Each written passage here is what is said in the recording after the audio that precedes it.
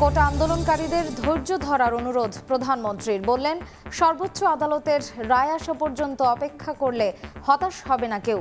হত্যায় জড়িতদের বিচারের ঘোষণা। 4G কভারেজ সীমিত করায় ঢাকাসহ বিভিন্ন স্থানে মোবাইল ইন্টারনেটে ধীর গতি। টেলিযোগাযোগ প্রতিমন্ত্রী বললেন, কোটা আন্দোলনে প্রাণহানির জন্য দায়ী ফেসবুক।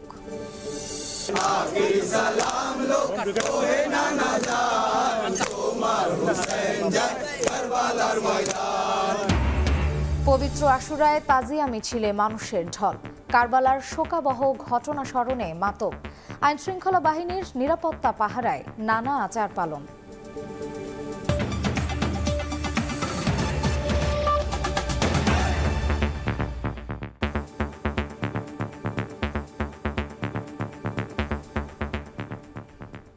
দেখছিলেন শিরোনাম। প্রবাসের সময় সঙ্গে আছি আমি মার্জিয়া শ্রেয়া। কোটা বিরোধীদের আন্দোলনে সন্ত্রাসী কার্যক্রম কারা ঘটিয়েছে তা তদন্ত করে বের করা হবে বলে ঘোষণা দিলেন প্রধানমন্ত্রী শেখ হাসিনা। বুধবার সন্ধ্যায় জাতির উদ্দেশ্যে ভাষণে তিনি বলেন, সংঘাতে নিহত প্রত্যেকের জীবন জীবিকার দায়িত্ব নেবেন তিনি। কোটা ইস্যুতে আদালতে ন্যায় বিচার পাবেন শিক্ষার্থীরা, এমন আশ্বাস দিয়ে সরকার প্রধান সবাইকে ধৈর্য ধরার অনুরোধ জানান। সন্ত্রাসী কার্যক্রম চালানো প্রত্যেকের সাজা নিশ্চিত করার ব্যবস্থা নেওয়ারও ঘোষণা দেন প্রধানমন্ত্রী। এই আন্দোলনের শুরু থেকেই সরকার যথেষ্ট ধৈর্য ও সহনশীলতা প্রদর্শন করেছে।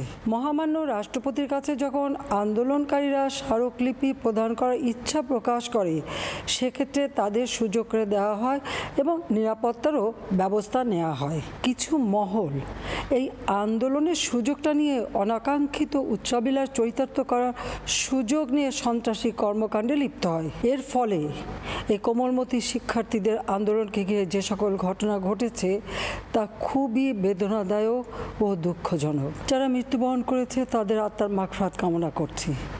পরিবারের সদস্যদের প্রতি গভীর সমবেদনা জানাচ্ছি।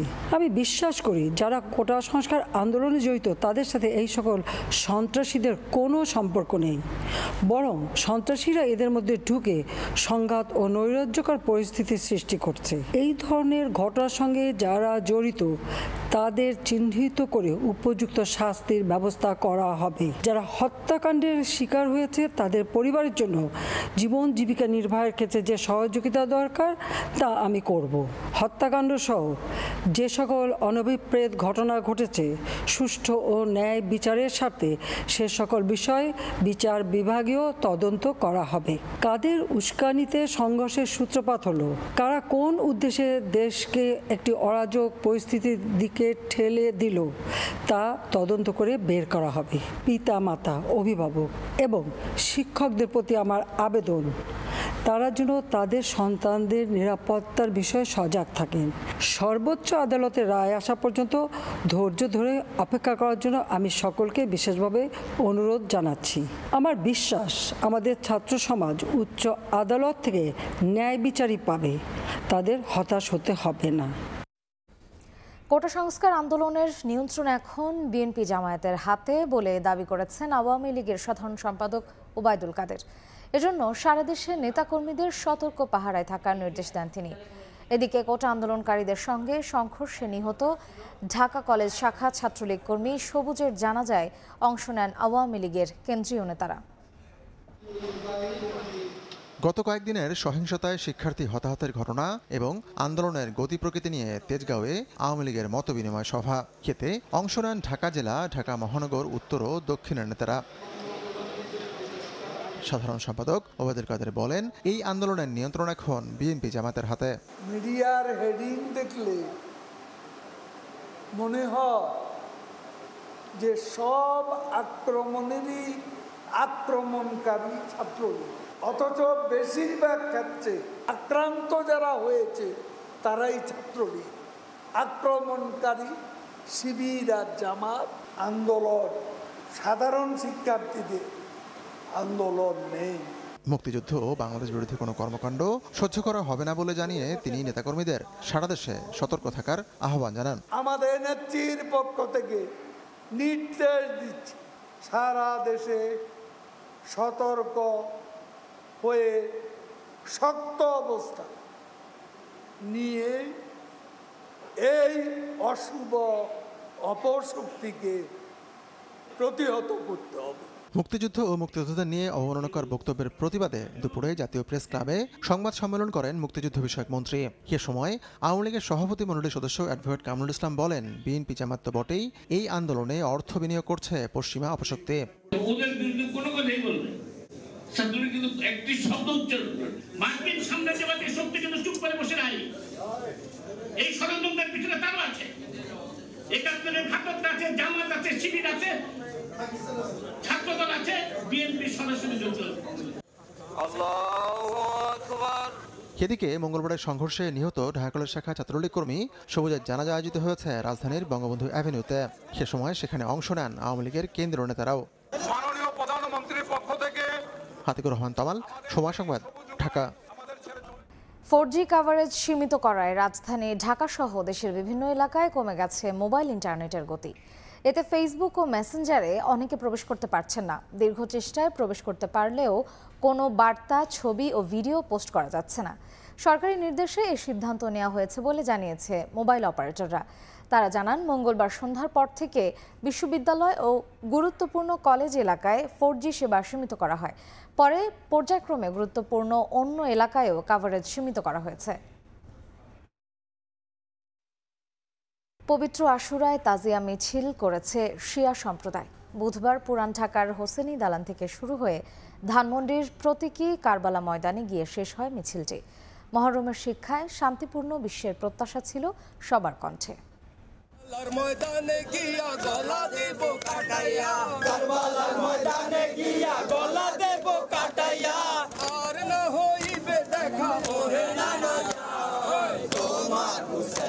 সুরে সুরে শোকের মাতম, মুখে শোকগীতি মার্সিয়া আর গায়ে কালো পোশাক, বুক চাপড়ে শোক প্রকাশ।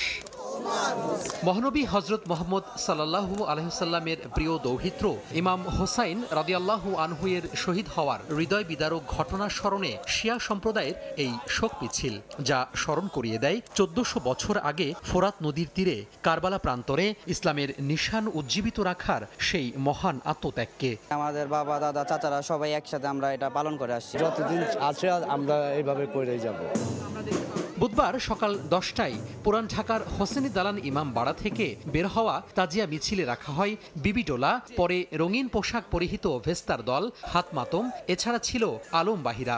এর পরে আসে জুলজানা ঘোড়া, জারি মোবারক আর সব শেষে ইমাম আলী আসগারের দোলনা। আল্লাহকে একটু ভয় করেন, দুনিয়া আছি কয়দিন। কারবালার ময়দানে যে সত্য প্রতিষ্ঠা করে গিয়েছেন, সেই সত্য যাতে আজ প্রতিটি সমাজে গড়ে ওঠে। পুরো রাস্তায় ছিল আইনশৃঙ্খলা রক্ষা বাহিনীর কয়েক স্তরের নিরাপত্তা। প্রায় 3.5 ঘন্টায় মিছিল পৌঁছায় ধানমন্ডির জিগাতলায়। ঐতিহাসিক শোকাবহ কারবালা ময়দানে যেভাবে দিন প্রতিষ্ঠার জন্য জীবন দান করা হয়েছিল, সেই দিনকে সমুন্নত এবং মর্যাদা বৃদ্ধির জন্য কাজ করার আহ্বান জানিয়েছেন তাজিয়া মিছিলে অংশগ্রহণকারীরা। তারা বলছেন, এই শোককে শক্তিতে রূপান্তর করে সমাজের সর্বত্র ন্যায় প্রতিষ্ঠা করার জন্য কাজ করতে হবে। তোহা খান তামিম, সময় সংবাদ, ঢাকা। ভয়াবহ কার্গোজটে পড়তে যাচ্ছে ঢাকা হজরত শাহজালাল আন্তর্জাতিক বিমানবন্দর। এমন আশঙ্কা তৈরি হয়েছে C&F এজেন্টদের লাগাতার কর্মবিরতি কর্মসূচিতে।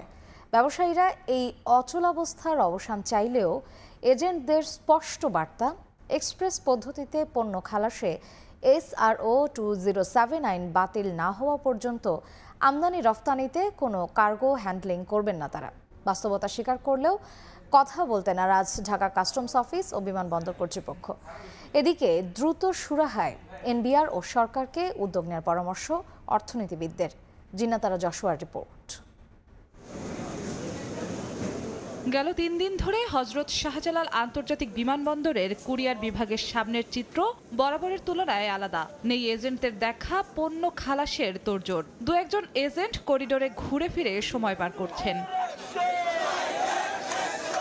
এ চিত্র এক্সপ্রেস পদ্ধতিতে পণ্য খালাস বাতিলের দাবিতে রোববার থেকে লাগাতার কর্মবিরতি ঘোষণার পর থেকে। তাদের স্পষ্ট বার্তা, দাবি আদায় না হওয়া পর্যন্ত কোনো কার্গো হ্যান্ডেলিংয়ে যুক্ত হবেন না তারা। আমরা সরকারের এই রাজস্ব খাত ঢাকা কাস্টম হাউস টোটালি অচল করে দিয়েছি। আমাদের এই আন্দোলন ততক্ষণ থাকবে যতক্ষণ পর্যন্ত এই আইনকে বাতিল না করেছে। এদিকে কার্গো ভিলেজের ভেতরের পণ্য জটের খোঁজ নিতে গেলে মেলেনি অনুমতি। কেন ভাই রেগে যাচ্ছেন কেন? ভেতরে তো পারমিশন নাই, এটা আমরাও বুঝি। পারমিশন না নিয়ে আমরা ভেতরে যেতামও না। বাট আপনি এইখান থেকে বের করে দিচ্ছেন কেন আমাদেরকে? আমি তো সর্বোচ্চ চেষ্টা করেছি জিএম পর্যন্ত দিতে, এখন তো উনিও দিচ্ছেন না। এখন তারপরে আর কি করবেন আপনি, সেটা আপনার ব্যাপার। তাদের এই কর্মবিরতিতে ভোগান্তিতে পড়েছেন আমদানি রপ্তানিকারকরা। বিমানবন্দরে পণ্য জটের কথা মানলেও ক্যামেরার সামনে কথা বলতে রাজি হননি ঢাকা কাস্টম হাউসের কেউ। পরিস্থিতি ঘোলাটে করে বড় অঙ্কের মাশুল গোনার আগেই সমস্যা সমাধানে এনবিআর ও সরকারকে উদ্যোগী হওয়ার পরামর্শ দিচ্ছেন অর্থনীতিবিদরা। সিএনএফ এর ডেডলকের কারণে যদি আসলে ইমেজটা আরেকটু ক্ষতিগ্রস্ত হয় এবং পণ্যটা যদি যথাসময়ে ক্রেতার শেলফে না পৌঁছায়, তাহলে সেক্ষেত্রে কিন্তু তখন অর্ডার বাতিল হবে। যত দ্রুত সম্ভব এটা আলাপ আলোচনা করে সমস্যার সমাধান করতে হবে। ঢাকা কাস্টম হাউসের মাধ্যমে প্রতিদিন রাজস্ব আয় হয় প্রায় 60 লাখ টাকা। সে হিসেবে গেল 3 দিনে 1,20,00,000 টাকা রাজস্ব পায়নি সরকার। জিনাতারা জশোয়া, সময় সংবাদ, ঢাকা। মিয়ানমারের সংঘাতের কারণে সৃষ্ট পরিস্থিতিতে বাংলাদেশের অভ্যন্তরের বিকল্প নৌপথ ব্যবহার করে সেন্ট মার্টিন থেকে টেকনাফে আসা যাত্রীবাহী 2টি ট্রলারকে লক্ষ্য করে গুলি বর্ষণ করা হয়েছে। তবে এতে কেউ হতাহত না হলেও গুলি লাগে ট্রলারে। যাত্রীদের দাবি, মিয়ানমার থেকে 30 থেকে 35 রাউন্ড গুলি ছোড়া হয়। বিস্তারিত জানাচ্ছেন সুজাউদ্দিন রুবেল। মিয়ানমার সীমান্তে অভ্যন্তরীণ সংঘাতে 33 দিন বন্ধ ছিল টেকনাফ সেন্ট মার্টিন রুটে নৌ চলাচল। কিন্তু চালুর 10 দিন না যেতেই ফের নাব নদীর মোহনায় গুলির ঘটনা ঘটল বাংলাদেশি নৌযান লক্ষ্য করে। বুধবার দুপুরে সেন্ট মার্টিন থেকে 75 জন যাত্রী নিয়ে টেকনাফের উদ্দেশ্যে যাত্রা করে 2টি ট্রলার। বঙ্গোপসাগর অতিক্রম করে নাব নদীর মোহনায় ঢুকতে মিয়ানমার অংশ থেকে শুরু হয় গুলিবর্ষণ। কোনো যাত্রী হতাহত না হলেও গুলি লাগে ট্রলারে। ট্রলারের মধ্যে 60 থেকে 65টা আপনার গুলি করছে। বিকেলে ট্রলার দুটি নিরাপদে শাহপুরী দ্বীপের জেটি ঘাটে ভিড়লে স্বস্তি ফেরে যাত্রীদের বাজে। সেন্ট মার্টিন সার্ভিস ট্রলার মালিক সমিতি জানিয়েছে, ঘটনাটি প্রশাসনকে জানিয়েছেন তারা। 2টা ট্রলারের প্রায় 70 জন মতো যাত্রী ছিল, ওই যাত্রী গুলি করছে। গুলি করার পরে আমরা ট্রলারগুলা চালাইয়া শাহপুর দ্বীপ জেডিতে লাগাই দিছে, তখনও গুলি করছে। গত মাসে এই রুটে নৌ চলাচল বন্ধের পর বিকল্প পথে চালু হয় 7 জুলাই। সুজাউদ্দিন রুবেল, সময় সংবাদ, কক্সবাজার। ভূমধ্যসাগর পাড়ি দিয়ে ইউরোপে যেতে ইচ্ছুক বাংলাদেশের বেশিরভাগই লিবিয়ার পূর্বাঞ্চলের রুট ব্যবহার করে। সেখানে বাংলাদেশিদের একটি চক্রই নিজ দেশের মানুষকে জিম্মি করে নির্যাতন চালায়, আদায় করে মুক্তিপণ। লিবিয়ার পূর্বাঞ্চলের সঙ্গে কূটনৈতিক সম্পর্ক না থাকায় আটকে থাকা বাংলাদেশিদের ফেরাতেও বেগ পেতে হচ্ছে দূতাবাসকে। যদিও গত 1.5 বছরে প্রায় 1800 বাংলাদেশিকে ফেরানো সম্ভব হয়েছে। দুই দেশের সরকার কঠোর হওয়ায় গ্রেফতার হয়েছেন প্রায় 15 জন। তাজওয়ার মাহমুদের রিপোর্ট। 2011 সালে গাদ্দাফির পতনের পর থেকে এখন পর্যন্ত স্থিতিশীল নয় উত্তর আফ্রিকার দেশ লিবিয়া। দেশটির শাসনতন্ত্র ভাগ হয়ে গেছে 2 ভাগে। পশ্চিমাঞ্চলে জাতিসংঘ স্বীকৃত সরকার, অপরদিকে পূর্বাঞ্চলে রয়েছে হাফতার বাহিনীর নিয়ন্ত্রণ। বাংলাদেশের কূটনৈতিক সম্পর্ক রয়েছে পশ্চিমাঞ্চলের সরকারের সঙ্গে, অন্যদিকে কোনো দূতাবাস নেই হাফতার নিয়ন্ত্রিত পূর্বাঞ্চলের সঙ্গে। অথচ ভূমধ্যসাগর পাড়ি দিয়ে ইউরোপে যাওয়ার আশায় লিবিয়ার রুট ব্যবহার করা বেশিরভাগ বাংলাদেশিই যান পূর্বাঞ্চলের উপকূলীয় শহর বেনগাজিতে। সেখানে যাওয়ার পর অনেক বাংলাদেশিকেই একদল গোষ্ঠী জিম্মি করে মুক্তিপণ চায় পরিবারের কাছে। মুক্তিপণ না পাওয়া পর্যন্ত ডিটেনশন ক্যাম্পে রেখে চালানো হয় অমানবিক নির্যাতন। লিবিয়ায় নিযুক্ত বাংলাদেশের রাষ্ট্রদূত জানান, দেশের মতোই লিবিয়াতেও বাংলাদেশিদের একটি চক্র কাজ করছে। টর্চার যারা করে এর সাথে বাংলাদেশি কিছু মাফিয়া এটার সাথে জড়িত আছে। পূর্বাঞ্চলের সঙ্গে কূটনৈতিক সম্পর্ক না থাকায় ডিটেনশন ক্যাম্প থেকে উদ্ধার করে বাংলাদেশিদের ফেরানোর ক্ষেত্রেও চ্যালেঞ্জের মুখে পড়তে হয় দূতাবাসকে। গত 1.5 বছরে প্রায় 1800 বাংলাদেশিকে ফেরানো হলেও এখনও প্রায় 450 বাংলাদেশি আটকে রয়েছে লিবিয়ায়। পশ্চিমাঞ্চল থেকে পূর্বাঞ্চলে যাওয়ার জন্য 2 দেশের মিনিস্ট্রি থেকে আমাকে লিখিত পারমিশন নিতে হয়। কখনো কখনো আমাকে পারমিট করা হয়, কখনো করা হয় না। বাঙালি এবং লিবিয়ান যারা এই কিডন্যাপ এবং এই সমস্ত তৎপরতার সাথে জড়িত, তারা অলরেডি অ্যারেস্ট হয়ে গেছে। সর্বস্ব খরচ করে অবৈধ পথে ভূমধ্যসাগর পাড়ি জমান যারা, তাদের অধিকাংশই জিম্মি হন চক্রের হাতে। ফলে এই পথ পরিহার করতে আহ্বান জানিয়েছেন লিবিয়ায় বাংলাদেশের রাষ্ট্রদূত। তাজওয়ার মাহমিদ, সময় সংবাদ, ঢাকা। ব্রিটিশ পার্লামেন্টের নতুন অধিবেশন উদ্বোধন করেছেন ব্রিটেনের রাজা তৃতীয় চার্লস। উদ্বোধনী ভাষণে তিনি আগামী 1 বছর দেশ পরিচালনায় ব্রিটিশ সরকারের নানা পরিকল্পনার কথা তুলে ধরেন। এছাড়াও কথা বলেন উত্তপ্ত মধ্যপ্রাচ্য ও রাশিয়া ইউক্রেন ইস্যুতে। ইসরায়েল ফিলিস্তিন সংকট নিরসনে দ্বিরাষ্ট্র সমাধানের প্রতিও জোর দেন তিনি।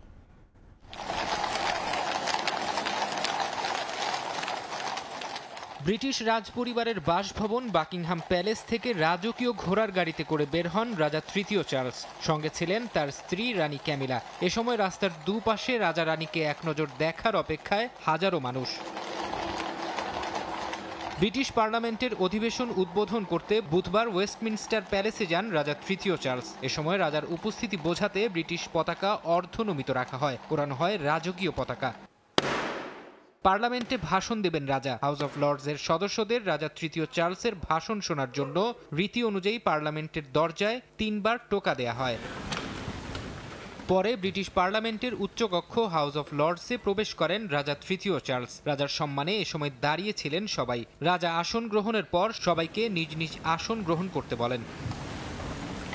এরপর পার্লামেন্টে ভাষণ দেন রাজা তৃতীয় চার্লস। আগামী 1 বছর দেশ পরিচালনায় ব্রিটিশ সরকারের নানা পরিকল্পনার কথা তুলে ধরেন রাজা। তার ভাষণে উঠে আসে অভিবাসন ব্যবস্থা, প্রাইভেট স্কুলের জন্য ভ্যাট বাতিল, অবকাঠামোগত উন্নয়ন ও আবাসন খাতের সরঞ্জাম সরবরাহে গতি আনা ও রেলওয়ে খাতকে জাতীয়করণ করার মতো অনেক গুরুত্বপূর্ণ বিষয়।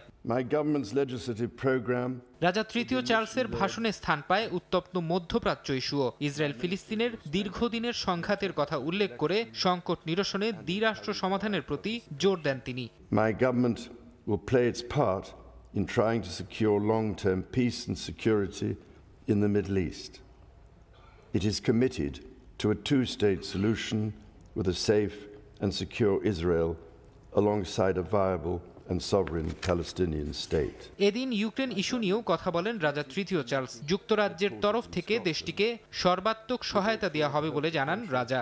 সেই সঙ্গে ইউক্রেনকে ন্যাটোর সদস্যপদ পেতেও সাহায্য করার কথা উল্লেখ করেন ব্রিটেনের রাজা। To reset the relationship with European partners. রাজা তৃতীয় চার্লসের ভাষণের পর শুরু হয় ব্রিটিশ পার্লামেন্টের অধিবেশন। ফারহাদ চৌধুরী, সময় সংবাদ। তীব্র শীতে কাঁপছে দক্ষিণ আফ্রিকা। বরফে ঢেকে গেছে দেশটির কয়েকটি প্রদেশ। বিস্তীর্ণ এলাকা জুড়ে বরফের এই মনোরম সৌন্দর্য দেখতে দূর দূরান্ত থেকে ছুটে যাচ্ছেন স্থানীয় সহ প্রবাসী বাংলাদেশিরা। মিজানুর রহমান রাসেলের রিপোর্টে বিস্তারিত। চোখ যতদূর যায় ততই দেখা মিলে শুভ্রতার অপরূপ দৃশ্য। এর সৌন্দর্য এখন দক্ষিণ আফ্রিকার ওয়েস্টার্ন কেপ এবং নর্দার্ন কেপ প্রদেশে। বিস্তীর্ণ এলাকা জুড়ে বরফে ঢাকা মনোরম সৌন্দর্য আকৃষ্ট করছে পর্যটকদের। শীত মৌসুমের শুরুটা স্বাভাবিক থাকলেও জুলাই থেকেই হাড় কাঁপানো ঠান্ডা পড়ছে দক্ষিণ আফ্রিকায়। গেলেও কয়েক বছরের মধ্যে এবার সবচেয়ে বেশি শীত পড়ায় বরফে ঢেকে গেছে দেশটির কয়েকটি প্রদেশ। তাপমাত্রা নেমেছে মাইনাসে। বরফের চাদরে একাকার হয়ে গেছে মাঠঘাট, লোকালয় আর ফসলি জমি। অনেক সুন্দর, আসলে যে আসে নাই সে মিস করবে, এবং ক্যাপটাউন আসলে কত সুন্দর সেটা বলা মানে বাহুল্য। মেঘের মতো সাদা বরফ মুগ্ধ করছে পর্যটকদের। মনোরম পরিবেশ উপভোগ করতে পরিবার পরিজন সহ দূর দূরান্ত থেকে ছুটে আসেন স্থানীয় সহ প্রবাসী বাংলাদেশিরা। এদিকে তুষারপাতের কারণে দেশটির বেশ কয়েকটি প্রদেশে যান চলাচল ব্যাহত হয়েছে বলে জানায় স্থানীয় কর্তৃপক্ষ। গত কয়েকদিনের হাড় কাঁপানো শীতে সাদা শুভ্রতায় ঢেকে গেছে দক্ষিণ আফ্রিকার কয়েকটি প্রদেশ। প্রচণ্ড ঠান্ডাকে উপেক্ষা করে বরফে ঢাকা শুভ্রতার এই সৌন্দর্য দেখতে দূর দূরান্ত থেকে ছুটে আসছেন স্থানীয় সহ প্রবাসী বাংলাদেশিরা। দক্ষিণ আফ্রিকার ওয়েস্টার্ন কেপ থেকে মিজানুর রহমান রাসেল, সময় সংবাদ। খেলার খবর। নারী এশিয়া কাপের জন্য শেষ মুহূর্তের প্রস্তুতিতে ব্যস্ত বাংলাদেশ দল। শ্রীলঙ্কার ডাম্বুলায় অনুশীলনে ফুরফুরে মেজাজে ছিলেন নিগার সুলতানা জ্যোতিরা। 20 জুলাই স্বাগতিক লঙ্কানদের বিপক্ষে ম্যাচ দিয়ে শুরু হবে মেয়েদের Asia cup mission. Rangiri Dambulla international cricket স্টেডিয়ামে হাস্যোজ্জ্বল চেহারায় নিগার সুলতানা জ্যোতিরা। নারী এশিয়া কাপের আগ মুহূর্তে দলকে চাঙ্গা রাখার চেষ্টায় টাইগ্রেস অধিনায়ক। তবে সাম্প্রতিক পারফরম্যান্সের বিবেচনায় খুব বেশি স্বস্তিতে থাকার সুযোগ নেই। ভারত আর অস্ট্রেলিয়ার বিপক্ষে সিরিজে বাংলাদেশ নারী ক্রিকেট দলের পারফরম্যান্স ছিল যাচ্ছে তাই। ফলাফল তো বটেই, ব্যাটিং, বোলিং, ফিল্ডিং অ্যাপ্রোচ কোনো কিছুই হয়নি আপ টু দ্য মার্ক। তবুও সেসব ভুলে সামনে তাকাতে চাইছেন নারীরা। ঘরোয়া লিগের ফর্ম আশাবাদী করছে সবাইকে। এশিয়া কাপেও ধারাবাহিকতা বজায় রাখার প্রত্যয় মেয়েদের। সে ধারাবাহিকতা বজায় রেখেছিল বেশ কয়েক বছর। দ্বিপাক্ষিক সিরিজগুলোতে উন্নতির ছাপ ছিল স্পষ্ট। শক্তিশালী ভারত, পাকিস্তান ও দক্ষিণ আফ্রিকার মতো দলের বিপক্ষে জিতে রীতিমতো হইচই ফেলে দিয়েছিল জ্যোতি বাহিনী। তবে হঠাৎ করে খেই হারিয়েছে দলটা। তবুও এই প্রিয় ইভেন্ট এশিয়া কাপ দিয়ে সুদিন ফেরানোর লক্ষ্য হাসান তিলকরত্নের শিষ্যদের। 19 জুলাই ডাম্বুলায় শুরু হচ্ছে এবারের নারী এশিয়া কাপ। স্বাগতিক শ্রীলঙ্কার বিপক্ষে ম্যাচ দিয়ে বাংলাদেশের মিশন শুরু হবে 20 জুলাই। মাকসুম আলম খান, সময় সংবাদ। বাংলাদেশ ক্রিকেট বোর্ডের গ্রাউন্ডস ডিপার্টমেন্টে রয়েছে একজন শ্রীলঙ্কান মাফিয়া। তার হর্তাকর্তা কমিটির চেয়ারম্যান মাহবুব আনাম। বিসিবি ছেড়ে যাওয়ার পর একটি জাতীয় পত্রিকায় দেওয়া সাক্ষাৎকারে গ্রাউন্ডস কমিটি নিয়ে এমন মন্তব্য করেছেন সাবেক প্রধান কিউরেটর টমি হেমিং। বোর্ডে থাকাকালীন স্বাধীনভাবে কাজ করার সুযোগও পাননি বলে দাবি করেন তিনি।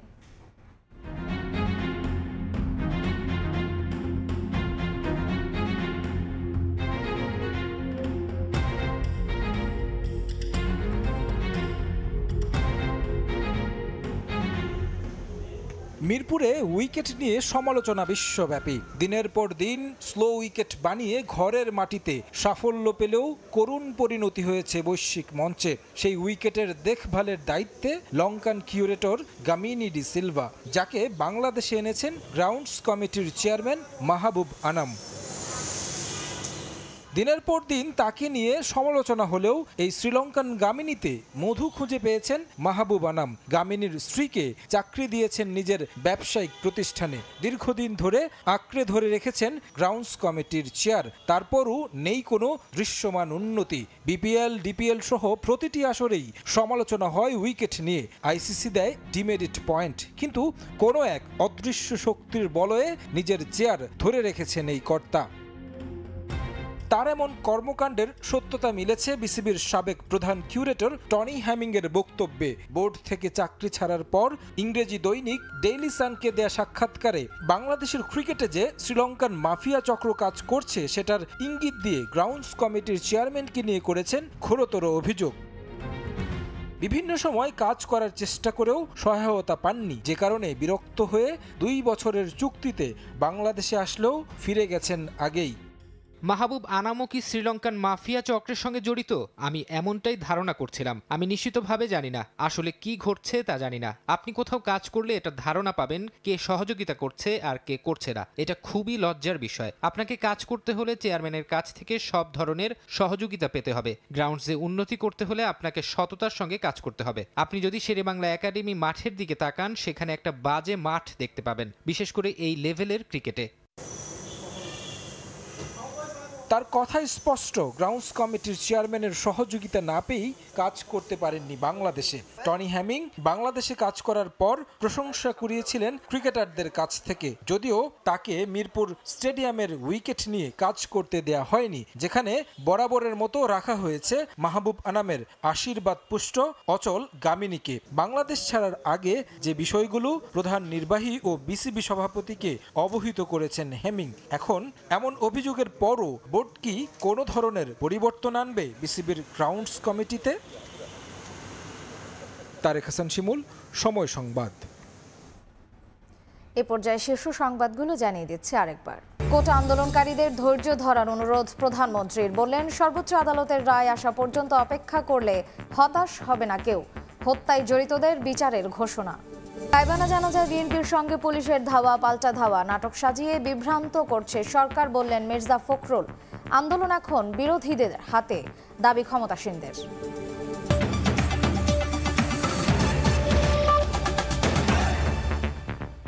এই ছিল প্রবাসী সময়ের আয়োজন। সঙ্গেই থাকুন সময়ের।